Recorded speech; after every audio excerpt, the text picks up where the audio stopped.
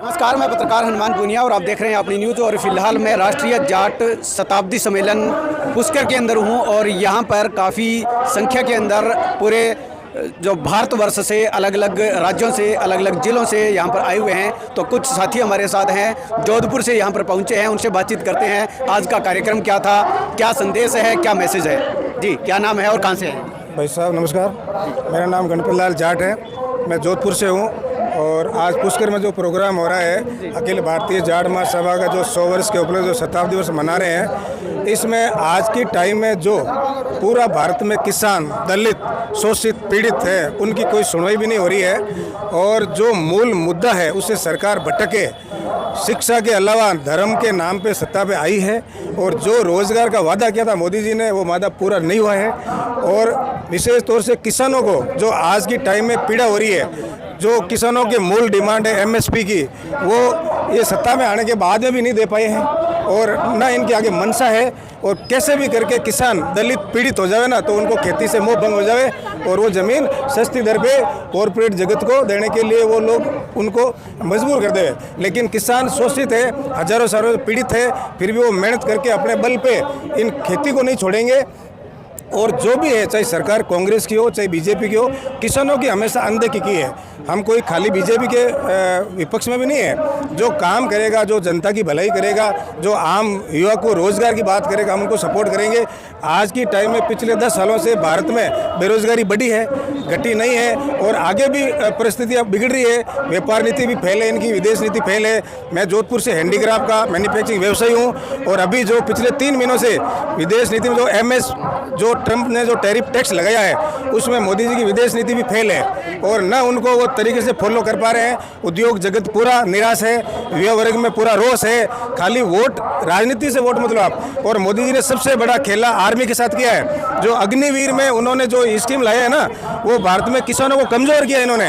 और आज कौन 4 साल के लिए किसान का बेटा क्यों जाएगा बॉर्डर पे?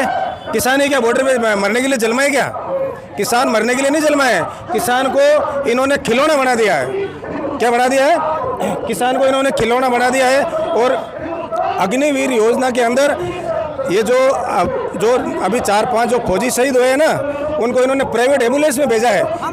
क्या देश का सैनिक इतना सस्ता है क्या जो उनको प्राइवेट एम्बुलेंस में भेजा है? देश का सैनिक इतना सस्ता नहीं है जितना मोदी जी ने समझ लिया है। और आने वाला टाइम में ये जो किसान कौम को, मार्शल कौम को ये खत्म करने पे तुले हुए मोदी जी, ये ज़्यादा लंबा नहीं चलेगा और इसका रिजल्ट आपको तुरंत बिहार के इलेक्शनों में मिल जाएगा इसका रिजल्ट।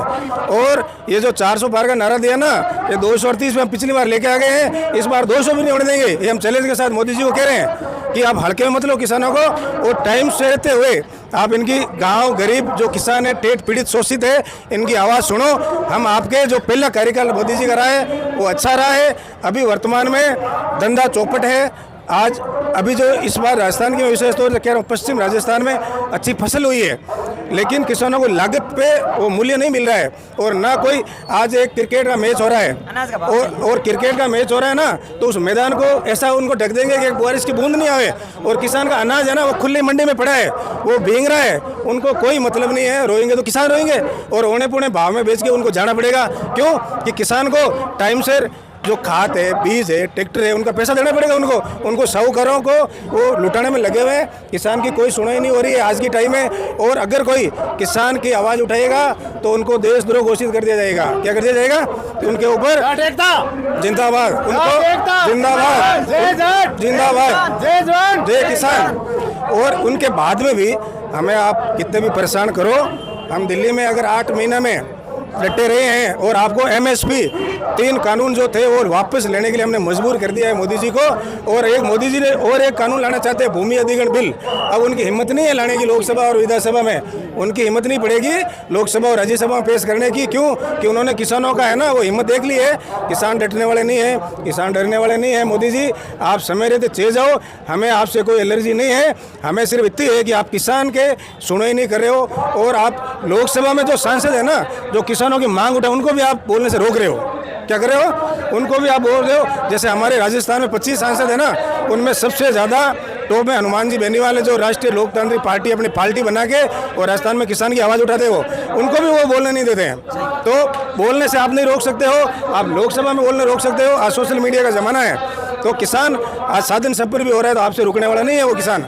और रही बात ये लोकसभा जो राजस्थान में अभी उपचुनाव हो रहे हैं ना, तो ये उपचुनाव एक तरह का टेस्ट है 2028 में, और राजस्थान में बीजेपी को हम 2028 में उखाड़ फेंकेंगे, ये हमारा वादा है।